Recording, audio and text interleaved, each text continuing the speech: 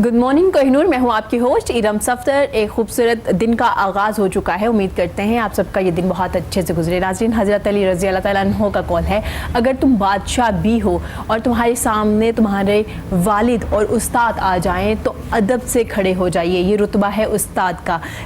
कितना अदब करते हैं हम अपने उस्ताद का, इस बारे में भी आज हम बात करेंगे, क्योंकि मेरे आज शो में 2 टीचर भी मौजूद हैं जिनसे हम आज बात करेंगे। और जी, इसके अलावा हम स्टार्स के बारे में बात करेंगे, इस्तिखारा के बारे में बात करेंगे, स्टोन्स के बारे में बात करेंगे। क्या जो हम स्टोन्स पहनते हैं, रिंग्स में जो स्टोन्स पहनते हैं, उनसे आपकी लाइफ में पॉजिटिव चेंज आता है क्या? स्टार्स की पोजीशन क्या है, कौन से स्टार्स बड़े अच्छे जा रहे हैं? और इस्तिखारा क्या सिर्फ आप शादी के लिए कर सकते हैं या उसके अलावा भी इस्तिखारा कर सकते हैं? कारोबार के लिए कर सकते हैं, किसी भी काम के लिए आप इस्तिखारा कर सकते हैं। इस्तिखारा करने के तरीकाकार क्या होता है? क्या आपको अपना इस्तिखारा खुद करना चाहिए? इसके अलावा टीचर ट्रेनिंग के बारे में बात करेंगे, क्योंकि आजकल हम बहुत ज़्यादा बात करते हैं टीचर ट्रेनिंग के बारे में। हम बात करेंगे टीचर ट्रेनिंग में सिखाया क्या जा रहा है, किस तरह से ट्रेन किया जा रहा है। जब आप एक टीचर को हायर करते हैं, क्या उस वक्त ही उनकी ट्रेनिंग की जाती है या उसके बाद 3 मंथ्स के बाद, 6 मंथ के बाद भी उन्हें ट्रेन किया जाता है? क्या ट्रेनिंग की ज़रूरत होती है? टीचर की बिहेवियर पे कितना काम करना चाहिए? और जो टीचर बाय चांस आते हैं, क्या वो एक बेहतरीन टीचर होते हैं? क्या वो डिलीवर कर पाते हैं जितना उनको डिलीवर करना चाहिए? इस बारे में भी आज हम बात करेंगे। सबसे पहले मैं वेलकम करना चाहूँगी, मेरे साथ मेरी बड़ी प्यारी मेहमान मौजूद हैं जी। सैयदा अस्मत ज़हरा है जी, एजुकेशनिस्ट हैं। Welcome to the show ma'am, कैसी हैं आप? अल्हम्दुलिल्लाह, आप कैसी हैं? मैं बिल्कुल ठीक मैम, बहुत अच्छा लगा आपको अपने शो में देख के। और जी, हमारे बड़े प्यारे बड़े ज़बरदस्त मेहमान हमारे साथ आज मौजूद है, एस्ट्रोलॉजिस्ट हैं जी, उसके अलावा एक बेहतरीन टीचर भी हैं। मैं वेलकम करना चाहूँगी डॉक्टर मोहम्मद अली का। Welcome to the show sir, कैसे हैं आप? अल्हम्दुलिल्लाह सर, बहुत अच्छा लगा आपको अभी अपने शो में देख के। सर, हमने जिक्र किया हज़रत अली की कॉल से स्टार्ट लिया है, तो उस्ताद के अदब के बारे में कहा गया है, तो क्या आज के दौर में हम अपने टीचर को इतना अदब करते हैं, उन्हें अदब से पेश आते हैं आज के दौर में भी? आज के दौर में जी आते तो हैं, मगर जो रेशो हम कंपेयर करते हैं ना past 30 years back, if you go 30 years back, जी, तो पहले और हिसाब था जी, और अब जो है वो बिल्कुल वैल्यूज़ जो है वो चेंज होती जा रही हैं। एहतराम है, मगर उसका जो एक्सप्रेशन है वो वैसे नहीं है जो पहले था, जैसे पहले हुआ करता था। ठीक हो गया। सर, वैसे भी हमारे यहाँ एक कॉन्सेप्ट बन चुका है, जो स्कूल में ये टीचर आपको पढ़ाते हैं, ये टीचर यूनिवर्सिटीज़ में होते हैं, वही टीचर है जिनसे हम हुनर सीखते हैं या ज़िंदगी में कोई भी चीज़ सीखते हैं, हम उन्हें उस्ताद नहीं मानते। ऐसा भी है? हज़रत अली करमल्लाह वजहो से आपने स्टार्ट किया कि कॉल से, तो हज़रत अली करमल्लाह वजहो ही का कॉल है कि जिसने तुम्हें 2 अल्फाज भी सिखा दिए वो भी तुम्हारा उस्ताद है। तो देखें, हम तो देखें इसी तरह से माशरे के अंदर ना हम एक दूसरे से इंटरेक्टिव लर्निंग में होते हैं, तो इंटरेक्टिव लर्निंग हम एक दूसरे से कुछ ना कुछ सीखते हैं। बिल्कुल। अब इस चीज़ को अगर हम ज़हन में रखें तो हम एक दूसरे के उस्ताद हैं, और उस्ताद जो है उसका एहतराम लाजिम है। इसका मतलब ये है कि एक दूसरे का अदब करना भी ज़रूरी है। ठीक है, तो माशरे जो हैं उनमें जब तक अदब नहीं होगा, माशरे जो हैं वो सही तरीके से परवान नहीं चढ़ते। मौला अली ने जो फरमाया है वो असल में एक बहुत बड़े कैनवस को उन्होंने फोकस किया है, ओवरऑल माशरे की बात की है कि हम एक दूसरे से सीखें और एक दूसरे का एहतराम करें।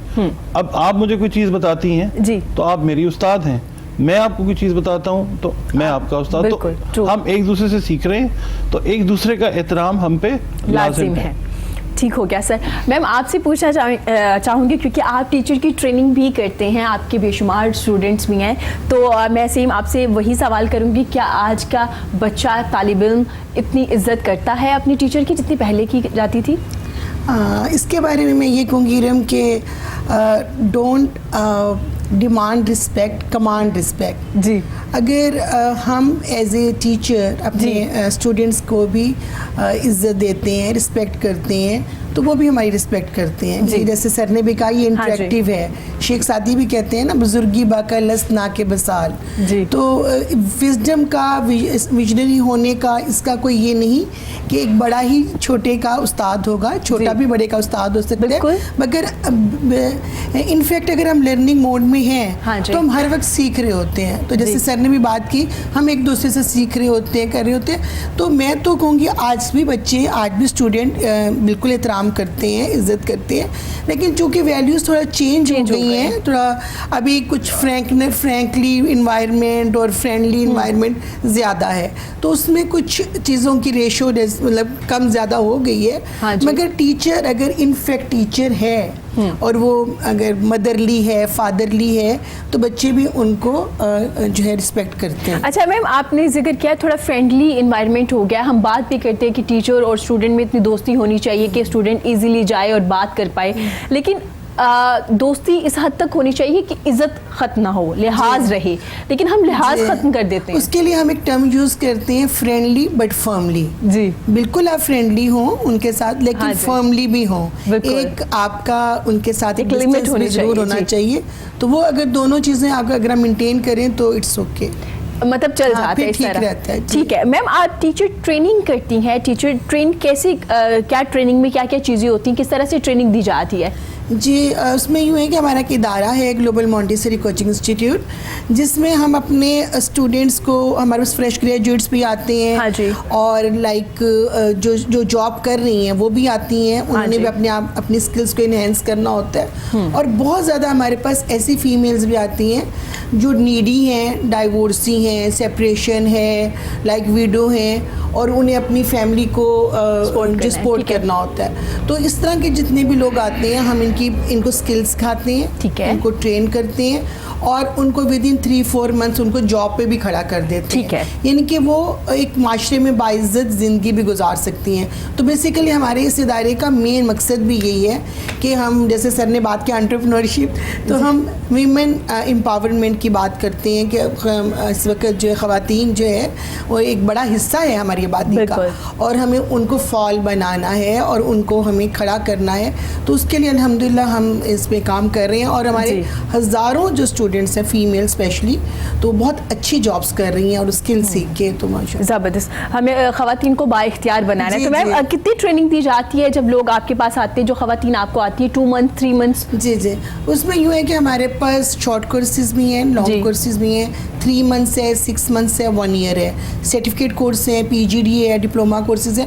वो हम इवेल्यूएट कर लेते हैं कि किसको कितनी ज़रूरत है, उसके मुताबिक ही हम उनको फिर सजेस्ट करते हैं और फिर उनको जॉब। अच्छा मैम, जितनी ये ख़वातीन आपके पास आती हैं, क्योंकि डिफरेंट आती हैं ना, कोई किसी ने FE किया होगा, किसी ने मास्टर्स किया होगा, डिफरेंट डिग्रीज होंगे सबके पास, तो क्या तमाम ख़वातीन का मिजाज एक टीचर वाला होता है? क्या तमाम लोग टीचर बन सकते हैं?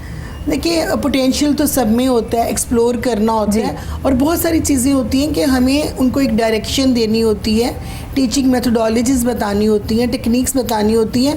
मैंने तो देखा है कि अल्हम्दुलिल्लाह जितने भी लोग आते हैं थोड़े टाइम के बाद सब उसमें ढल जाते हैं। जैसे अभी आपने स्टार्ट में भी बात की कि टीचिंग में जो हमारा डिलेमा है सोसाइटी का कि बाय चॉइस नहीं है, हम बाय चांस ही हैं। लेकिन मैं उसमें भी एक बात करती हूँ कि चाहे आप बाय चॉइस आए हैं, चाहे बाय चांस आए हैं, अब आप सिलेक्टेड हैं, नाउ यू आर ब्लेस्ड।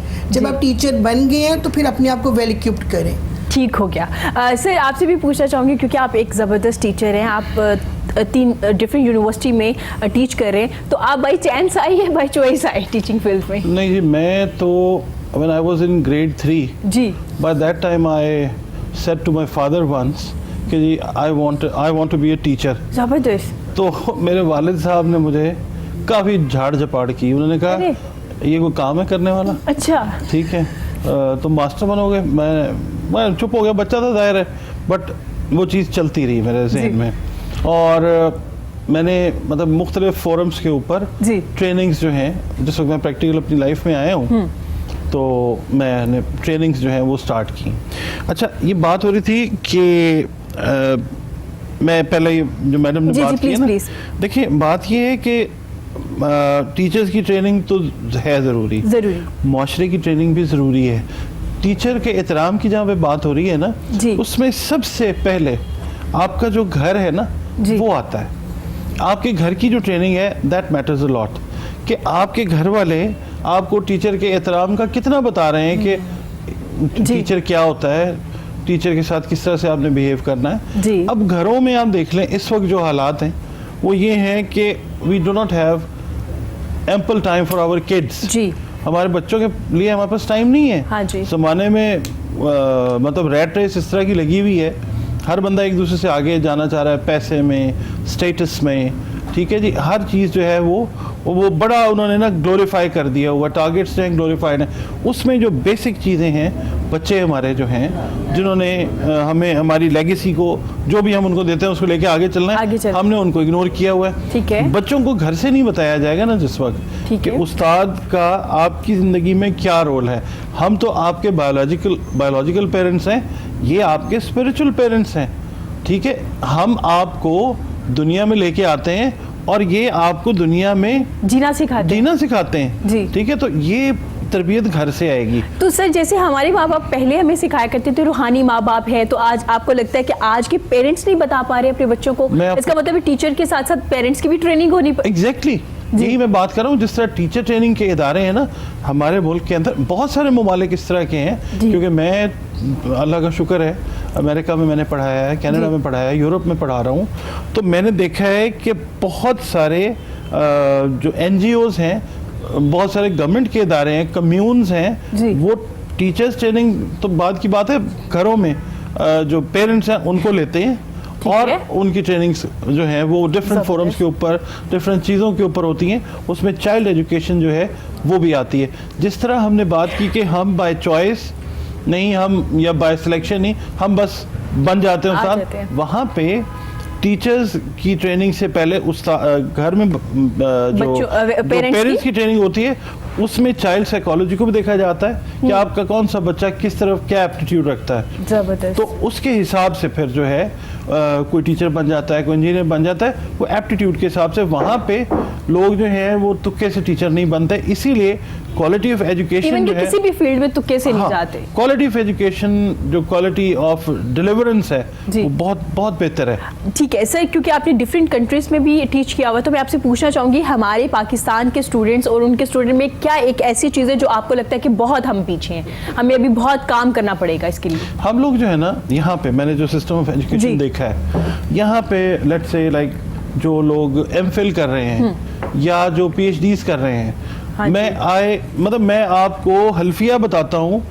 कि मैं मिलता हूँ लोगों से और मैं हैरान होता हूँ कि यहाँ पे किस तरीके से majority of the people they are doing their MPhil और PhDs। MPhil जो है वो रिसर्च बेस्ड चीज़ है, ठीक है। You have to come up with a dissertation जिसके अंदर आप वो लिखते हैं, रिसर्च अपनी कंडक्ट करते हैं। यहाँ पे होता क्या है कि रिसर्च का सिनॉप्सिस जो है वो आप पहले ले लेते हैं, ठीक है, और बाकी रिसर्च जो है वो बाद में आपसे करवाते हैं। ऐसा नहीं होता। First you have to adept to the methodology देखें, क्वालिटेटिव रिसर्च करनी है, क्वांटिटेटिव रिसर्च करनी है या मिक्स करना है। यहाँ पे पूछते हैं हम स्टूडेंट से, बेचारे बच्चों को नहीं पता होता कि करना क्या है। नहीं पता होता। तो हमारे यहाँ जो रट्टा सिस्टम है ना, जो ब्रिटिश गवर्नमेंट से चलता आ रहा है, वो चीज़ अभी तक हमारे दिमाग से नहीं निकली। बाहर के जो स्टूडेंट्स हैं वो जो हैं वो रिसर्च ओरिएंटेड हैं, उनके जो माइंड सेट्स हैं वो रिसर्च के ऊपर चलते हैं। वो वाई वो पूछते हैं कि why if it is yes, why it is yes, if it is no, तो ये नो क्यों है। यानी उनकी जो रिसर्च एप्टीट्यूड्स हैं वो एनालिटिकल स्किल्स जो हैं वो हमारे बच्चों से बहुत ज़्यादा हैं। तो यहाँ पे असातिज़ा की जिस वक्त ट्रेनिंग होती है तो असातिज़ा को ये भी कहना चाहिए कि बच्चों के अंदर एनालिटिकल स्किल्स जो हैं वो इनकलकेट करें, बच्चों को समझाएं कि अगर कोई जवाब किसी चीज़ का हाँ है तो उसके पीछे जाएं कि क्यों है, ये रिसर्च है, ये रिसर्च है। क्वालिटेटिव है, क्वांटिटेटिव। देखिए क्वालिटेटिव जो है it's all about writing and speaking, quantitative जो है इट्स अबाउट फिगर्स, ठीक है। कई बच्चे जो हैं वो फिगर्स के साथ ठीक होते हैं, कई लोग बच्चे हैं कई बच्चे ऐसे हैं जिनको डिसलेक्सिया है या वो फिगर्स के साथ ठीक नहीं है, but they are very good writers, they are very good speakers, तो वो क्वालिटेटिव में चले जाते हैं। तो आपको देखना है, यहाँ पे ना थोपा जाता है बच्चों के ऊपर, आपने ये करना है जी। बच्चे की तबीयत नहीं भी है, वो चूं चां करते करते बेचारा या बेचारी वो कर रहा होता है। और एंड क्या होता है कि जिस वक्त वो फाइनल डिग्री के साथ आ जाते हैं तो उनको नहीं पता होता कि अब आगे जो है वो हमें क्या करना है। ठीक हो गया। मैम सर ने जिक्र किया रट्टे सिस्टम का, क्योंकि अब हमारे पास माशाल्लाह से एजुकेशन सिस्टम में काफ़ी चीज़ें चेंज होना शुरू हो गई हैं, बेहतरीन स्कूल्स हैं, टीचर्स हैं, अभी तक हम रट्टे सिस्टम से बाहर नहीं आए। तो क्या अभी काम करना पड़ेगा, अभी टाइम लगेगा हमें इन चीज़ों के लिए भी? जी, रोट लर्निंग का एक बहुत ज़्यादा जो इस वक्त हमें इशू आ रहा है बीइंग अ टीचर भी और बीइंग अ ट्रेनर भी, लेकिन हमारे पास प्ले ग्रुप से लेके क्लास 7 तक एक बहुत बड़ी एक आप देखेंगे 8-9 क्लासेस ऐसी हैं जो जिसमें हम एक्टिविटी बेस करवा सकते हैं, प्रोजेक्ट बेस करवा सकते हैं, उसमें कंसेप्चुअल बेस्ड है। कट्टे में ज़्यादा हम फंसते हैं 9th-10th में जाके, जहाँ बोर्ड क्लासेस आती हैं, वहीं से बेस बन रही होती है ना कि आपने सेलेक्ट करना होता है कि आगे कहाँ जाना है। एक्चुअली जो बेस होती है ना वो तो आपकी बन जाती है ना फाउंडेशन क्लासेस से, जो आपका प्री स्कूल है 1 से लेके क्लास 7 तक। मैट्रिक और 9th के बाद ही बच्चा ले पाता है ना कि आपने किस फील्ड में जाना है। हाँ, लेकिन प्रॉब्लम ये आती है कि जैसे हम यहाँ पे एक्टिविटी बेस करवा रहे हैं, यहाँ पे हम क्रिएटिव राइटिंग करवा रहे हैं, सारा मतलब हर वो चीज़ जो हम कहते हैं कि रट्टा सिस्टम में नहीं होनी चाहिए, मोस्टली स्कूल्स अब क्लास 7 तक वो नहीं करा रहे होते। लेकिन जब 7 के बाद 8 में और प्री 9th में और 9-10th में फिर उनको ग्रेड्स की तरफ जब भागते हैं, की तरफ जाते हैं, तो वो बच्चे भी कंफ्यूज और वो सारे, तो इन चीज़ों पे एड्रेस करने की ज़रूरत है। अभी कुछ चीज़ें चेंज हुई हैं, इस गवर्नमेंट ने की हैं, अभी काफ़ी सारा चेंज हो रहा है, लेकिन इसको टाइम लगेगा। लेकिन पब्लिक सेक्टर में नहीं साबित कर दिया उन्होंने, लेकिन इसमें ये बहुत आहिस्ता काम हो रहा है। वो हमें देखें बहुत एक चेंज आ रहा है, 21st सेंचुरी में रहते हैं, और जब हम 21st सेंचुरी स्किल्स की बात करते हैं, 4 C's की बात करते हैं, तो वो बेस करती है आपके कम्युनिकेशन पे, क्रिएटिविटी पे, क्रिटिकल थिंकिंग पे, कोलैबोरेशन पे। तो हमारा तो सारा एजुकेशन सिस्टम अब इन 4 चीज़ों पे 5 C's भी आ गए हैं, तो इस पे खड़ा होना चाहिए। तो इस पे बहुत काम करने की ज़रूरत है। और लेकिन प्राइवेट सेक्टर में बहुत ज़्यादा, क्योंकि गवर्नमेंट का तो जाहिर है कि उनका अपना एक होता है स्टाइल, वो एक दूसरे को ज़्यादा ब्लेम गेम करते हैं, लेकिन प्राइवेट सेक्टर में इस पर काफ़ी काम हो रहा है। और जो अभी सर ने बात की, मैं उसको थोड़ा सा इलेबोरेट करूँगी कि बिल्कुल सही कहा सर ने कि पेरेंटिंग वर्कशॉप और मदर अवेयरनेस वर्कशॉप बहुत ज़्यादा फोकस करनी चाहिए। और इसमें हम अपनी टीचर्स ट्रेनिंग के साथ साथ हम बहुत ज़्यादा पेरेंटिंग वर्कशॉप्स करवा रहे हैं, बहुत मदर अवेयरनेस वर्कशॉप करवा रहे हैं, बल्कि हम सॉफ्ट स्किल्स पे बहुत काम कर रहे हैं। जैसे आपने भी स्टार्ट में बात की बिहेवियर पे, तो अगर आप स्टूडेंट, आपका जो टीचर है उसके बिहेवियर पे काम नहीं करेंगे, teacher should be role model, तो उसकी स्ट्रेस मैनेजमेंट पे, टाइम मैनेजमेंट पे, पर्सनैलिटी डेवलपमेंट पे, कॉन्फ्लिक्ट मैनेजमेंट पे बहुत सारे एरियाज हैं जिस पे हम बहुत ज़्यादा काम कर रहे हैं। ठीक हो गया सर। मैम कह रही है कि 7-8 के बाद वो चीज़ें चेंज होना शुरू हो जाती है, जबकि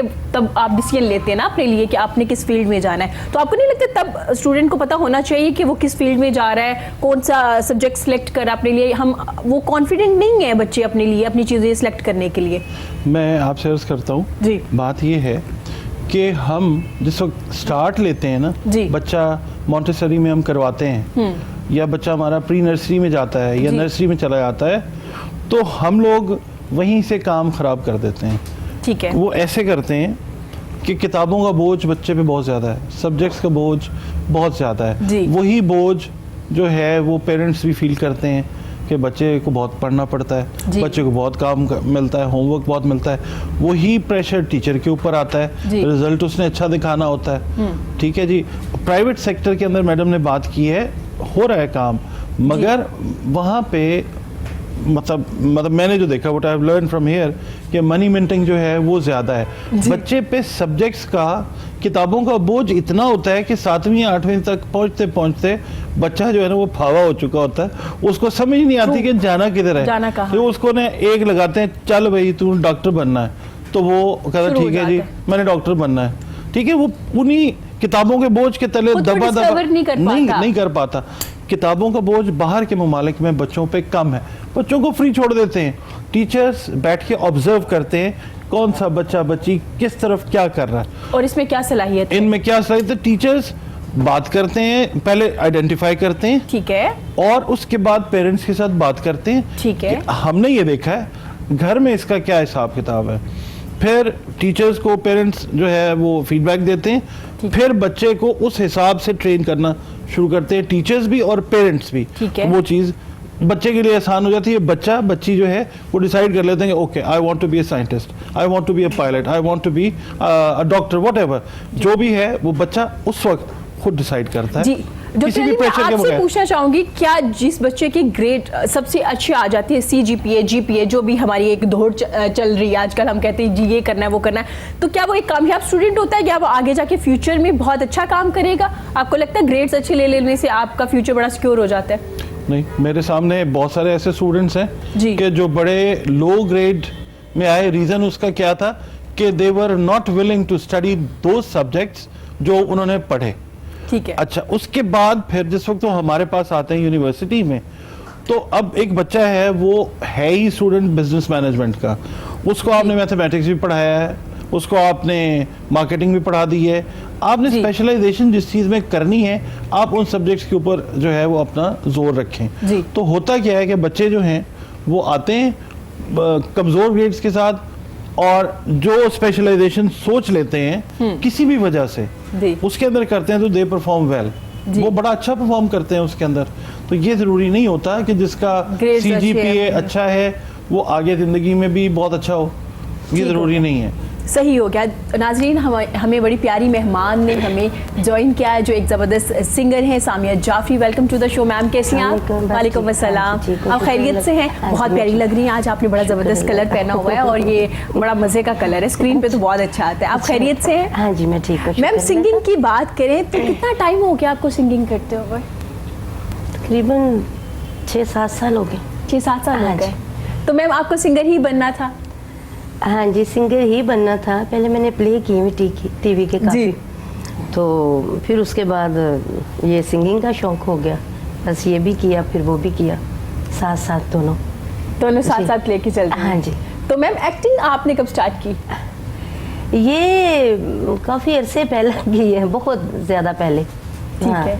तो मैम दिल के करीब क्या है, सिंगिंग या एक्टिंग? नहीं, सिंगिंग। सिंगिंग ज़्यादा दिल के करीब है। जी जी, ठीक हो गया। हाँ जी, जबरदस्त, सिंगिंग ज्यादा दिल के करीब है। तो मैम आपको मतलब कुछ टाइम ही हुआ अभी सिंगिंग करते हुए, तो आपको किसने बताया कि आप एक जबरदस्त और बेहतरीन सिंगर हैं? ये कि उस्ताद वगैरह ने आवाज़ वगैरह सुनी और उन्होंने कहा कि आप अच्छा गा सकते हो, तो आप गाओ। ठीक है। तो अभी एक्टिंग नहीं कर रही हैं? नहीं, एक्टिंग भी साथ कर रही हूँ, थोड़ा वो भी कर रही हूँ, थोड़ा ये भी, लेकिन सिंगिंग की तरफ ज़्यादा। सिंगिंग को आप ज्यादा एंजॉय करती हैं? वो मैं ज्यादा कर रही हूँ। ठीक हो गया, जबरदस्त। तो मैम सर जैसे बात कर रहे थे जिनके ग्रेड से CGPA ज्यादा अच्छे होते हैं वो जरूरी नहीं है कि वो फ्यूचर में ज्यादा अच्छी किसी पोस्ट पे होंगे, क्योंकि हम इसलिए तो बच्चों को बार बार कह रहे होते हैं कि अच्छा पढ़ लो, पोजीशन ले लो ताकि फ्यूचर सिक्योर हो जाए। तो क्या कहेंगे आप? बिल्कुल सही है, मैं इस बात को सेकंड करती हूँ। देखिए, कामयाब होने के लिए ग्रेड कोई शर्त नहीं है, ठीक है। और आप वैसे भी सक्सेसफुल लोगों की स्टोरीज देखिए, तो जितने भी सक्सेसफुल लोग हैं वो तो ड्रॉप आउट्स हुए हैं, यूनिवर्सिटीज के कॉलेज ड्रॉप आउट है। तो बात ये होती है कि देखिए जो सक्सेस का फार्मूला और है डिग्री, ये जो CGPA का, हम लोग नंबर गेम में, नंबर दौड़ में लगे हुए हैं सारे लोग ना, इस तरह पर। जबकि जब आपको लाइफ में जो चीज़ काम आती है वो आपकी लाइफ स्किल्स होती हैं। अब आप देखिए, अगर बहुत से यूनिवर्सिटीज़ में मैं भी जाती हूँ, वहाँ पे उनको लेक्चर देने में देखती हूँ कि यूनिवर्सिटीज़ के ही students even then they can't speak, ठीक है, और मतलब इंटरव्यू में रह जाते हैं, पब्लिक स्पीकर्स नहीं होते, अपनी बात को बयान नहीं कर सकते, और बहुत सारी चीज़ों में वो उनकी ट्रेनिंग नहीं हुई होती।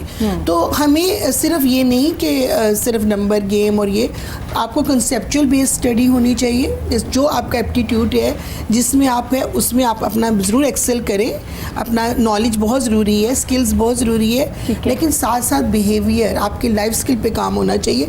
इसे KSA कहते हैं ना, नॉलेज, स्किल्स और आपका जो एबिलिटी है, ये तीनों चीज़ें मिलती हैं तो फिर आप सक्सेसफुल। तो मैम क्या आज हम अपने यूनिवर्सिटीज़ में या स्कूल्स में लाइफ स्किल्स सिखा पा रहे हैं? बहुत कम ऐसे स्कूल्स होंगे जिसमें हम, क्योंकि अभी हम सिर्फ बात करना शुरू हुए लाइफ स्किल्स के बारे में, अभी हमने सेमिनार्स करवाना शुरू किए, अभी हमने अमल करना शुरू नहीं किया। कुछ स्कूल ने लिया इनिशिएटिव, लेकिन वो बहुत कम है। आप अगर देखें तो मेट्रो सिटीज़ पे काम होना शुरू हुआ है, मगर अगर आप देखें रूरल एरियाज़ पे और इस तरह के जो हमारी हैं जगह, वहाँ तो अभी भी हम बहुत ज़्यादा काम की ज़रूरत है। अभी तो तक हमें लाइफ स्किल्स के बारे में नहीं पता।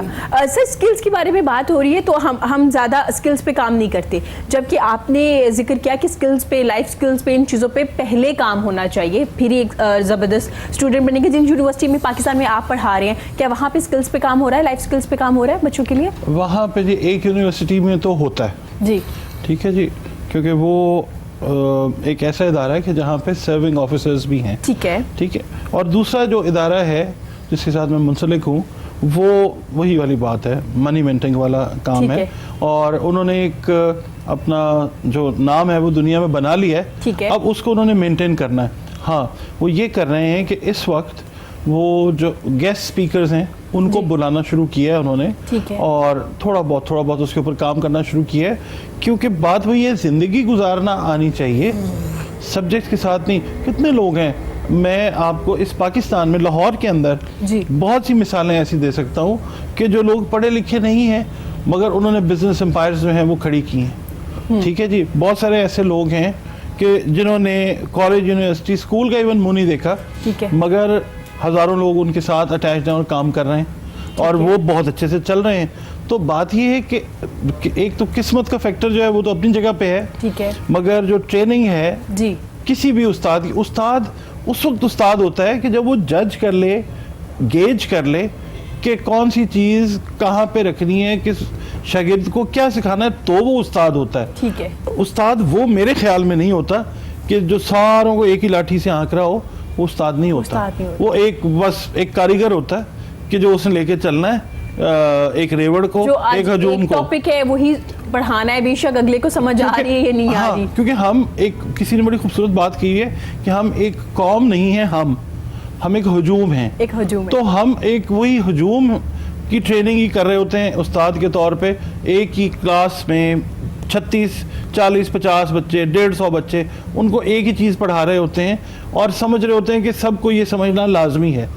हमारे पास इतना टाइम नहीं है अब कि हम बच्चों के साथ अलग सेशंस जो हैं वो करें। हाँ, हम ये करते हैं, बाहर तो ऐसे होता है कि ग्रुप्स बनाए जाते हैं, बच्चों को देखा जाता है, कुछ बेसिक टेस्ट्स होते हैं जो लिए जाते हैं, एप्टीट्यूड टेस्ट होते हैं, उसमें बच्चों को पता चल जाता है कि कौन सा बच्चा, उसकी डेविएशन किधर है जी। तो वहाँ पे तो काम होता है। यहाँ पे अभी काम, बहन ने भी बोला है कि नहीं हो रहा, तो स्लो है। और जो हमारा रूरल सेक्टर है वहाँ पे तो वाकई बहुत ज़्यादा काम होने वाला है, क्योंकि आप ये देखें, आपकी ब्यूरोक्रेसी जो है इस वक्त, majority of the people in our bureaucracy in Pakistan, they are from the rural areas. ठीक है, रूरल एरियाज से ही आती है ब्यूरोक्रेसी ज़्यादा हमारी। देखिए, पॉलिटिक्स भी हमारी रूरल एरियाज से आ रही है। और वो तो ट्रेनिंग जो है वो बहुत ज़्यादा ज़रूरी है, यानी उनको बताना ज़रूरी है कि इंटरेक्शन जो है वो लोगों के साथ कैसे है, लाइफ के साथ बिहेवियर कैसा होना चाहिए। सब्जेक्ट्स तो जो हैं वो सेकेंडरी हैं। ठीक है, सही है, स्किल्स पे भी काम होना चाहिए और लाइफ स्किल्स भी सिखानी चाहिए, तमाम चीज़ें हैं। मैम वापस आते हैं टीचर ट्रेनिंग पे। सबसे पहले क्या खूबी है जो आप एक टीचर में देखती हैं कि एक बेहतरीन टीचर ये है और इसमें ये खूबी होना बहुत ज़रूरी है?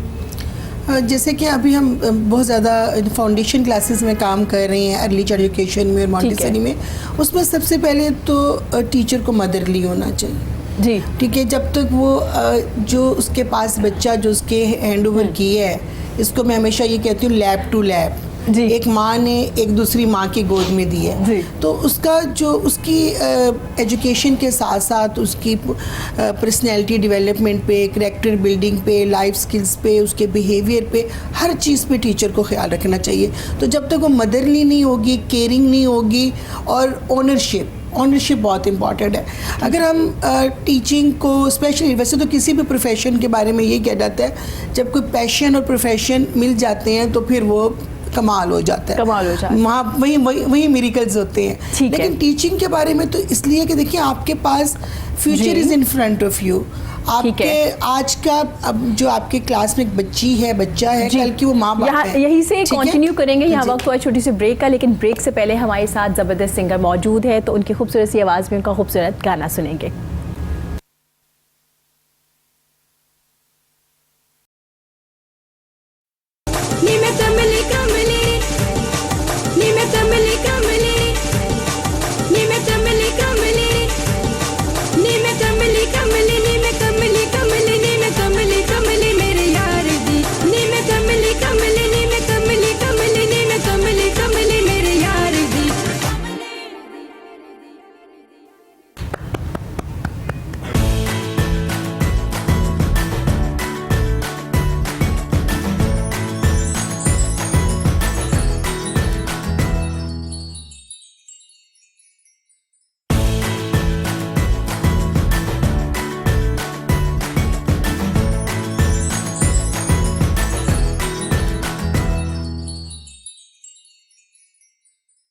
वेलकम बैक जी। गुफ्तगू का सिलसिला जारी है। मेरे साथ मेरे बड़े प्यारे मेहमान मौजूद हैं। आज हम एजुकेशन सिस्टम पे भी बात करें, उसके अलावा अब हम बात करेंगे स्टार्स की। सर, स्टार्स के बारे में अक्सर हम पढ़ते हैं, न्यूज़पेपर में पढ़ते हैं, आपका हफ्ता कैसा रहेगा। सर, कितना इफेक्टिव होता है, क्या हमारी ज़िंदगी में असर करता है वो जो एक हफ्ता होता है, क्या वो हम तमाम लोगों की लाइफ में इम्प्लीमेंट हो रहा होता है? वो जी असर तो करता है, वो वैसे ही असर करता है जिस तरह पराई शादी में अब्दुल्ला दीवाना हो जाता है ना जी, ये वैसे ही असर करता है। ठीक है जी, वो सबके लिए लिख देते हैं एक जनरलाइज। हर बंदा जो जिसको शौक है ना अखबार में से अपनी किस्मत जानने का जी, वो जनाब अपने हिसाब का पॉइंट लेके खुश हो जाता है। हाँ, ये कहा है उसने, ये ठीक है, अब मेरा हफ्ता ठीक गुजरेगा। होता ये है कि ये जनरलाइज रीडिंग्स होती हैं जी स्टार्स की। अब आप इरम सफदर हैं, ये मैडम है, आपका स्टार और इनका स्टार लेट्स से सेम है, डेट ऑफ बर्थ तो डिफरेंट है, true, place of birth different है, मदर्स नेम डिफरेंट है जी, ठीक है। तो हाउ, मतलब ये कैसे हो सकता है कि आपका और इनका हफ्ता सेम है, एक ही तरह से गुजरे, ठीक है ना। वो वाला जो है वो सिर्फ एक दिल के बहलाने को गालिब ये ख्याल अच्छा है, ये वो वाली चीज़ है।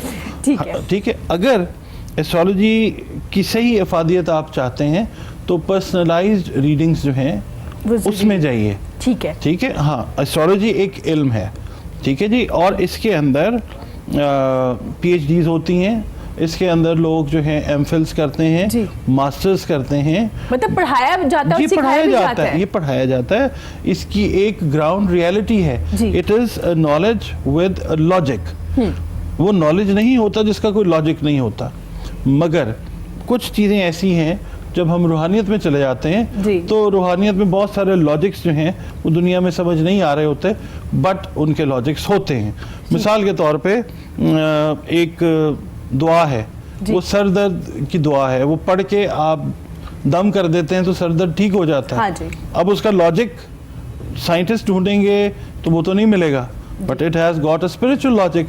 तो हम दुनियावी लॉजिक्स की जिस वक्त बात करते हैं तो ये चीज़ है कि ये जो एस्ट्रोलॉजी है इसके अंदर पर्सनलाइज्ड रीडिंग्स के अंदर जाएं तो वो आपको प्रॉपर गाइडेंस जो है वो दे सकते हैं कि हाँ कहाँ पे क्या है, कहाँ पे क्या है। मगर go to a qualified one, जिन्होंने पढ़ा है, जिन्होंने सीखा है, जिन्होंने ट्रेनिंग्स की हैं और जिनको दुनिया जानती है, जिनसे दुनिया ने फ़ायदा उठाया है। ठीक है सर, ये आज स्टार्स की अगर बात की जाए, कौन से स्टार्स की पोजीशन बड़ी अच्छी जा रही है, बड़े अच्छे जा रहे हैं और कुछ थोड़ी सी मुश्किल में है? जैसे हम अक्सर दूसरों को कहते हैं आपके सितारे बड़े गर्दिश में है, तो ये वाकई गर्दिश में होते हैं? और बिल्कुल होते हैं जी, गर्दिश तो खैर वो होता है जी, गर्दिश में तो सब है, में कहते हैं ना कि आपके सितारे गर्दिश में हैं। हम ये कहते हैं, हमारी ज़बान में बोला था कि नेगेटिव इम्पैक्ट जो है, नेगेटिव इफेक्ट्स जो हैं वो इस वक्त ना जो सैटर्न के साथ अटैच्ड हैं, ज़ुहल के साथ अटैच्ड है ना स्टार्स, कैप्रिकॉन और एक्वेरियस,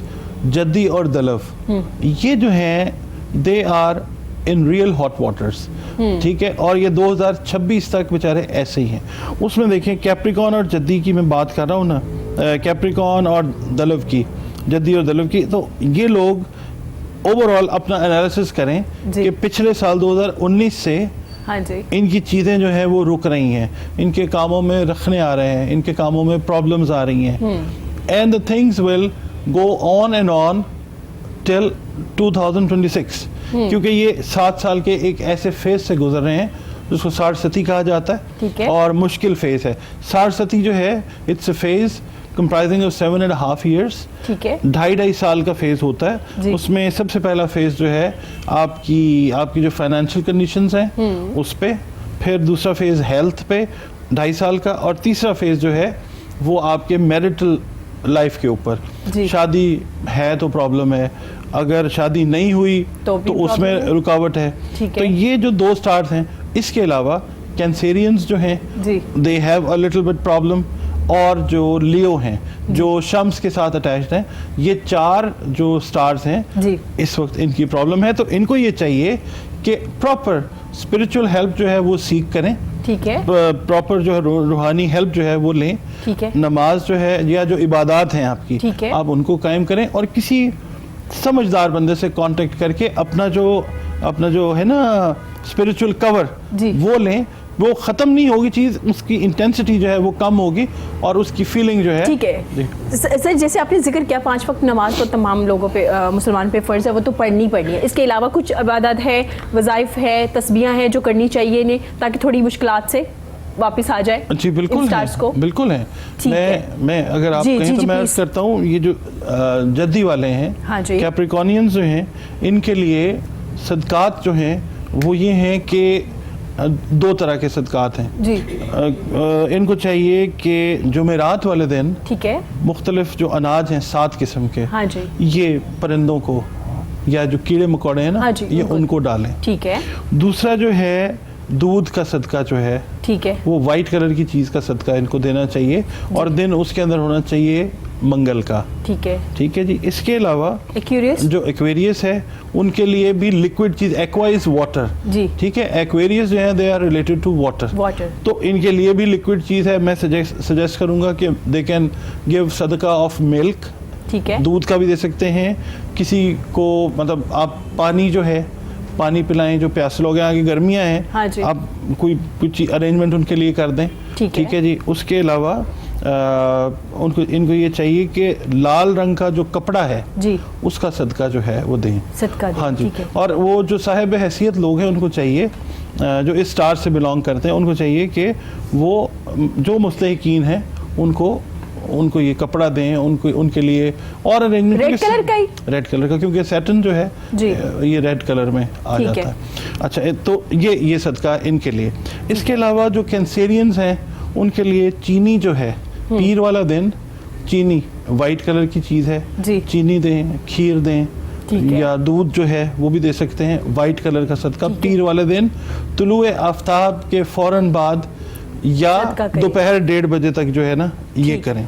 उसके बाद जो शम्स वाले हैं, लियो की बात कर रहा हूँ मैं, पुरज असद वाले जो हैं उनके लिए ये है कि पीली चीज़ का, या पीली चीज़ नहीं या ऑरेंज कलर की चीज़ जो है वो लेके उसका सदका करें। उसमें कपड़ा भी हो सकता है, ठीक है, उसमें फल भी हो सकता है, उसमें मतलब जो येलो कलर की चीज़ है, क्योंकि येलो कलर जो है दैट रिलेट्स टू सन, शम्स का जो रंग है वो येलो है, और लियो का जो कलर आएगा वो येलो आएगा, और दिन आएगा इतवार का, तो इतवार वाले दिन जो है वो अपने सदकात जो हैं, ये तो हो गए सदकात। इसके अलावा पढ़ने के लिए जो कैप्रिकॉनियंस हैं उनके लिए या सलामो जो है वो उन्होंने उसकी तस्बीह हर नमाज के बाद पढ़ लें तो बेहतरीन है, वरना फजर की नमाज के बाद इसको 300 बार जो है ये पढ़ें, अव्वल आखिर 3-3 दफ़ा दरूद शरीफ के साथ। ठीक है। इसके बाद आ जाते हैं एक्वेरियंस जो हैं। एक्वेरियंस के लिए या मुहीत जो है, अल्लाह का नाम है, या मुहीत इसको पढ़ना है, या मुहीतो नहीं पढ़ना, और इसको पढ़ना है 123 मरतबा हर नमाज के बाद।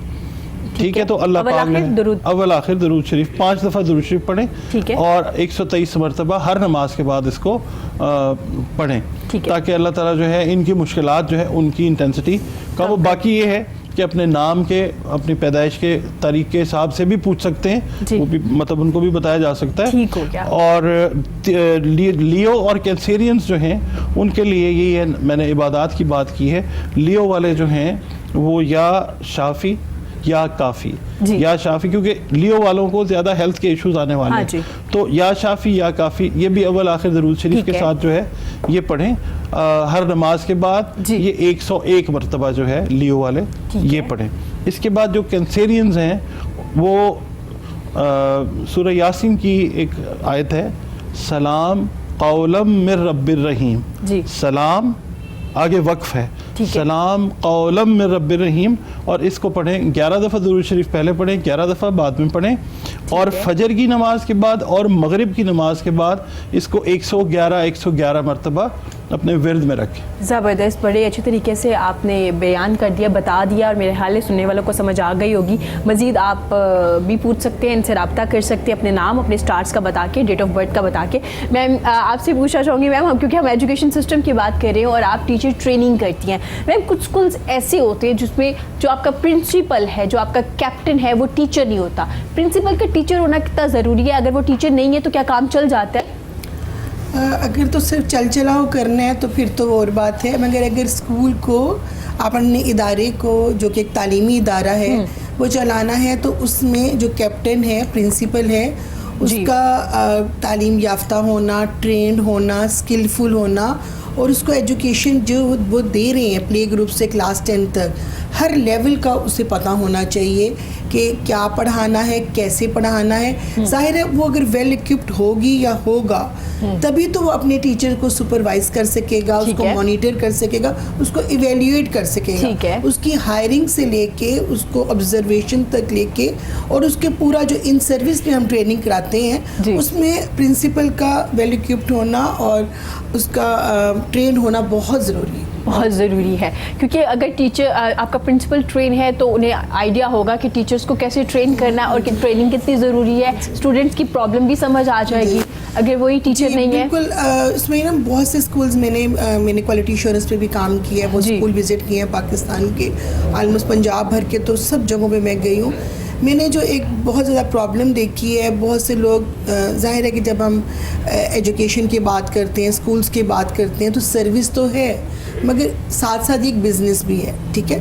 और जब ये बिज़नेस है तो जो इन्वेस्टर्स हैं वो अब जब प्रिंसिपल को मोस्टली वो अपनी मिसेस को, बहन को, अपने फैमिली के किसी को बिठा देते हैं, वो बिठाना गलत नहीं है, ज़रूर बिठाएं, मगर उन्हें ट्रेन करके सिखा के किसी प्रोफेशनल बंदे को बिठाएं, right person for right job बहुत ज़रूरी है। लेकिन अगर आप सिर्फ इसलिए बिठाएंगे कि मेरा एक ब्लड रिलेशन है और मेरी मिसेस से अच्छा स्कूल कोई नहीं देख सकती और मेरी बहन से ज़्यादा, तो उसमें फिर बड़ी प्रॉब्लम्स आती हैं।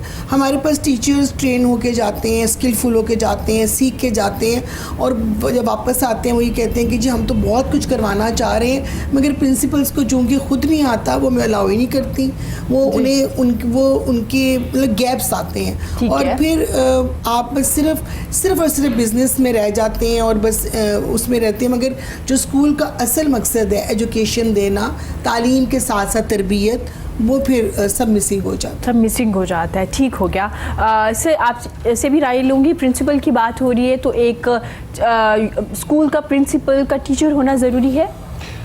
बिल्कुल, इसके अंदर तो कोई दूसरी बात है ही नहीं, क्योंकि जब तक आप उस फेज से न गुजरें, हाँ जी, तो फिर आप कैसे फील कर सकते हैं कि टीचर जो है वो किस किस प्रॉब्लम से गुजर रहा है, स्टूडेंट किस किस चीज़ में से गुजर रहा है। ठीक है ना जी। अशफाक अहमद साहब ने एक बड़ी खूबसूरत बात लिखी और सुनी भी हमने उनसे कि उनके बाबा जी थे तो उनके पास कोई बंदा आया और आके कहने लगा कि जी मेरी बच्ची को ना जिस्म पे आबले पड़े हुए हैं, तो इसका कोई आप दम कर दें, कोई तावीज़ दे दें, कोई इलाज कर दें। तो बाबा जी खामोश हो गए और वो बंदा जो था काफ़ी देर बैठा रहा, उसके बाद वो बच्ची को लेके जाने लगा। तो कहता बाबा जी क्या हुक्म है मेरे लिए? तो कहने लगे कि तुम ना 4 दिन के बाद दोबारा आना बच्ची को लेके। तो वो चला गया वापस। अब बाबा जी जो थे अल्लाह वाले थे, उन्होंने ये किया, कोई दुआ की इस तरह की, पता नहीं क्या किया कि उनके जिस्म पे भी ना आबले पड़ गए। वो खैर उन्होंने दुआ की, 3 दिन के बाद वो ठीक हुए। चौथे दिन वो बंदा आया, तो आके जिस वक्त उसने कहा जी दुआ करें, उन्होंने खैर उसको दुआ दी बच्ची को और कहा कि भाई 2 दिन में अल्लाह करेगा ये ठीक हो जाएगी। फिर वो बंदा आया 2 दिन के बाद और उसने कहा जी मेरी बेटी ठीक होगी। तो अशफाक साहब कहते हैं कि हमने पूछा कि बाबा जी ये क्या था, पहले आप चुप कर गए, उसके बाद आप जो हैं वो आपने दुआ दी और बच्ची ठीक हो गई।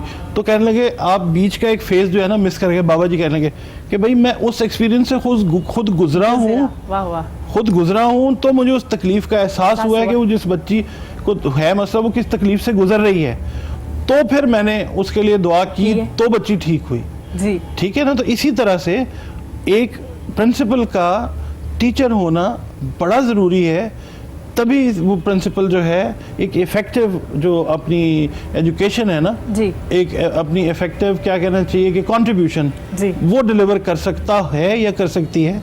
जब तक वो एजुकेशनिस्ट नहीं है वो नहीं, कुछ भी नहीं हो सकता। वो बिजनेस है, इन्वेस्टमेंट का ऑपोजिट वर्ड रिटर्न है, बस वो उसके ऊपर आएगा। जी ठीक हो गया। मैम से पूछेंगे, मैम आपके उस्ताद कौन है? आपने उनसे सीखा? हाँ जी, उनसे मैंने सीखा। अभी आप सीखती हैं किसी से या नहीं? हाँ जी, अभी सीख रही हूँ। अभी भी ये तो आपको पता है कि एक समंदर है ये, तो इसका तो कोई किनारा भी नहीं है, ऐसे जितना सीखो उतना ही। जी बिल्कुल, इसको तो सीखते रहना चाहिए, जितना भी सीखेगा। ठीक है मैम, मुझे बताइएगा कि आपके फेवरेट सिंगर कौन है? मैडम जी मैडम जी जी। को आप सुनती हैं? हाँ जी तो नए लोगों को भी सुना, नए हाँ बच्चों जी, को? नए लोगों को भी सुना है, लेकिन ज्यादा मैडम जी को, नए लोग भी अच्छे जाहिर है जो आ रहे हैं जी। शौक से वो अच्छा ही गा रहे हैं माशाल्लाह। हाँ ठीक जी। है मैम, तो- मुझे जी। बताइएगा रियाज करना कितना ज़रूरी होता है एक सिंगर के लिए? क्या आज के सिंगर जो है वो रियाज करते हैं, हाँ प्रैक्टिस जी। करते हैं? कॉन्सेप्ट था ना फजर के बाद रियाज करना है, हाँ जी, आपने एक सुबह- टाइम सुबह। होता था सुबह तो- सुबह जी हाँ जी, तो हम तो सुबह सुबह ही करते थे ना। जी हाँ, नाश्ते से पहले रियाज करते थे जी। फिर उसके बाद चाय वगैरह पीते थे। हाँ तो जी। अभी करती है आज हाँ, के सिंगर? अभी हम करते हैं, अभी आप हाँ करते हैं? जी, नई अभी सिंगर्स करते हैं। बहुत कम करते हैं, क्योंकि मैंने उनसे बात की तो वो कहते हैं कि रिकॉर्डिंग से 2 घंटे पहले अगर आप बातें ज्यादा करना शुरू कर देते हैं तो आपका नहीं, वोकल जो है वो ठीक हो नहीं, जाता है। ये नहीं बात होती कि जैसे बच्चा स्कूल जाता है, जाहिर है वो क्लास लेगा तो वो आगे बढ़ेगा ना, तो ऐसे सिंगर का भी यही जी तो बात है। मैम कुछ हमारे यहाँ सिंगर्स ऐसे भी हैं जो कहते हैं सॉफ्टवेयर आगे है, कंप्यूटर जो आपकी वॉइस को बेटर कर देते हैं तो उसकी वजह से आपको रियाज करने की जरूरत नहीं रहती। नहीं। ऐसा है? नहीं, रियाज तो करनी पड़ती है। रियाज करनी हाँ जी, पड़ेगी रियाज बेशक करनी- सॉफ्टवेयर आ गए। हाँ जी, रियाज तो करनी पड़ती है। ठीक हो गया। अब जी। स्टार्ट की तरफ वापस आते हैं। सर आपके पास कोई आना चाहिए, कुछ पूछना चाहिए अपने बिजनेस से, अपनी शादी से रिलेटेड, तो आप कहते हैं कि डेट ऑफ बर्थ का पता होना चाहिए और मदर नेम होना चाहिए। अगर किसी को नहीं पता डेट ऑफ बर्थ एग्जैक्ट क्या है, क्योंकि आपको पता है कि पहले जब लिखवाई जाती थी 10-15 दिन पहले या बाद में लिखवा दी जाती थी, तो एग्जैक्ट डेट ऑफ बर्थ नहीं पता होती है कि क्या है, तो क्या करना चाहिए, किस तरह से आप फिर कर सकते हैं? उसका बड़ा आसान तरीका है जी। जी डेट ऑफ बर्थ ना भी पता हो, अपना नाम अपनी वालदा मोहतरमा का नाम दें, जी तो उससे जो है उससे भी हो जाएगा। उससे भी हो जाता जरूरी नहीं है जरूरी date of नहीं है birth। कि आपकी बात ठीक है, बहुत सारे लोग हैं जिनको अपनी डेट ऑफ बर्थ का नहीं पता, जी तो वालदा मोहतरमा का नाम जो है वो पता होता है वो, और अपना नाम दें, उससे जो है उनका हिसाब किताब सारा हो जाएगा, वो क्लियर हो जाता है। ठीक हो गया। सर स्टोन्स की हम बात करते हैं, अक्सर लोग स्टोन्स पहनते हैं, सुन्नत भी है स्टोन्स पहनना, तो इसकी स्टोन्स के लिए भी डेट ऑफ बर्थ का पता होना ज़रूरी है? किस तरह पता चलेगा कि आपके लिए ये स्टोन जो है, पत्थर जो है बेहतर है? और पत्थर पहनने से क्या आपकी लाइफ में चेंजिंग आती है, आपके कारोबार में, आपके जो आपका स्टाइल है लाइफ का, उसमें कोई चेंजिंग आती है? देखिए यूट्यूब के ऊपर एक चैनल है मेरा, जी। रूहानी एस्ट्रोलॉजी के नाम जी। से, उसके ऊपर डिटेल से मैंने ठीक है। स्टोन्स के बारे में बताया है। इसके अलावा इस्तिखारे के ऊपर जो है वो भी जी। बात है। जो स्टोन्स है ना, वो आपकी लाइफ के अंदर एक मेडिसिन की तरह का रोल जो है ठीक है। वो प्ले करते हैं, क्योंकि ठीक है। अल्लाह रब्बुल इज़्ज़त का कोई काम हिकमत के बगैर नहीं है। जी पत्थरों में भी शिफा है। मैं आपसे बात कर रहा था शो जी। शुरू होने से पहले, कैल्शियम जो है जी। वो हमारे गुर्दों में आ जाता है, तो कहते हैं जी गुर्दे में पथरी पथरी हो हो गई गई है। Calcium is a kind of stone, although it's a chemical, जी। मगर ये है कि एक स्टोन तो है। बिल्कुल। तो इसका क्या रोल है? इसका रोल हमारी हड्डियों को मजबूत करना, बेहतर करना। ठीक है, तो इसका बिल्कुल। मतलब है कि पत्थर में शिफा है। तो हम जब पत्थर पहनते हैं या हम कोई मेटल पहनते हैं, जी। तो वो डायरेक्ट असर रखता है हमारे जहन के ऊपर, ठीक है। हमारी फिजिक के ऊपर, जी। और उसका असर जो है वो कायम होता है। ठीक अब है। आपको मैं एक मिसाल देता हूँ। जी बहुत सारे लोगों को पता है, बहुत सारे लोगों को नहीं पता। ठीक है। सोना मर्द के लिए इस्लाम में पहनना हराम क्यों है जी। या जायज़ क्यों नहीं क्यों है? नहीं है? हाँ जी। क्योंकि सोना जो है वो बॉडी के अंदर सॉफ्टनेस पैदा करता है, नरमी पैदा करता है, इसलिए मर्द के लिए वो ठीक नहीं करार दिया गया। ठीक है। तो इसका मतलब है कि तासीर है तो बताया गया ना। इसी तरह याकूत और मरजान का जिक्र कुरान पाक में है। जी ठीक है ना, तो इसका मतलब है कि असर है।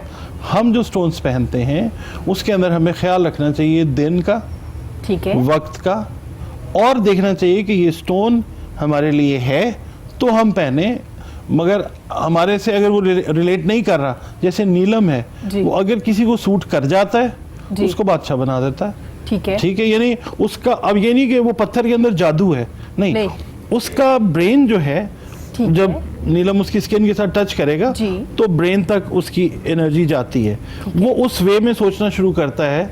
अगर वो उसको सूट कर रहा है बंदे या बंदी को, ठीक है। वो उस वे में आ जाएगा। ठीक है, अगर वो उसके साथ कंपैटिबल नहीं है ठीक है। तो फिर वो नेगेटिव थॉट्स पैदा करके नेगेटिव काम करेगा और वो खराब कर देगा। खराब एक कर जनरल कंसेप्शन है जी, नीलम बादशाह भी बना देता है तो नीलम फकीर भी बना देता है। ठीक है ना, ठीक है। तो ये नहीं है कि इसके अंदर जादू है, ये आपकी बॉडी के अंदर, आपकी थिंकिंग के अंदर मेटल्स और stones they add a very valuable role. ठीक है। सही। तो सर इसके लिए भी आपको डेट ऑफ बर्थ का पता होना चाहिए, स्टार्स का होना चाहिए? बिल्कुल, डेट ऑफ बर्थ है, ठीक है, अगर एग्जैक्ट पता है जी, और नहीं तो अपना और वालदा का नाम दें, हम आपको स्टोन बताएंगे कि आपने कौन सा स्टोन पहनना है। ठीक हो गया। उससे भी आपकी ज़िंदगी में काफ़ी चीज़ें चेंज आती है, अगर रिलेटेड है आपकी डेट ऑफ बर्थ या आपकी मदर नेम या जो भी आपका स्टार्स है उससे सूट करता है। तो वापस मैम से पास आते हैं। मैम आप भी स्टार्स वगैरह पे देखती हैं, पूछती हैं स्टोन्स वगैरह पे? मुझे इसके बारे में इतना नॉलेज नहीं है। आज आज बहुत ज़्यादा पता चला, आज बहुत ज़्यादा पता चल रहा है सबको कि स्टार्स क्या होते हैं। ठीक हो गया, वो हफ्ते वाले स्टार्स नहीं है जो न्यूज़पेपर में आप पढ़ते हैं, वो हमने पहले ही क्लियर कर लिया था। मैम टीचर ट्रेनिंग पे भी बात होगी, स्कूल सिस्टम पे भी बात होगी। अगर आपसे कहा जाए कि पाकिस्तान में अभी पाकिस्तान का जो एजुकेशन सिस्टम है उसमें सबसे पहले क्या चीज़ चेंज करनी चाहिए, तो आप क्या करेंगी? कि मेरे 30 ईयर्स, मैं हर टीचर से ये सवाल करती हूँ क्योंकि मैं राय लेना चाहती हूँ कि क्या चीज़ सबसे पहले चेंज होनी चाहिए। कि मेरे 30 ईयर्स हैं इस फील्ड में, एजुकेशन में। मैं हमेशा ये बात कहती हूँ कि ये मैटर नहीं करता आप क्या पढ़ा रहे हैं, ठीक है, ये मैटर करता है आप कैसे पढ़ा रहे हैं जी। तो ये सारी जगहों पे बड़े मेन स्ट्रीम स्कूल्स में और बड़े हेड ऑफिस में और की पोस्ट पे काम करने के बाद एट द एंड जो मैंने इदारा बनाया उसका फोकस भी यही है कि हमारे स्कूल में जो है इदारों में टीचर, इनफैक्ट टीचर नहीं है, प्रेजेंस तो है मगर वो टीचर जैसा होना चाहिए वो, तो हमें ज़्यादा जो एजुकेशन सिस्टम पे काम करना है वो मेथडोलॉजी पे, उनकी टेक्निक्स पे, उनको जो एजुकेशन हमें डिलीवर करना है। तो ट्रेनिंग इज़ की, मेरे ख्याल में ये की है। अगर आपका टीचर ट्रेंड है तो वो सब कुछ जो हम चाह रहे हैं, जो हमारे ऑब्जेक्टिव्स हैं वो अचीव हो जाते हैं। ठीक हो गया। तो हम मज़ीद बात करेंगे टीचर ट्रेनिंग पे, लेकिन अभी हम मैम की खूबसूरत आवाज़ में उनका खूबसूरत सा गाना सुनते हैं।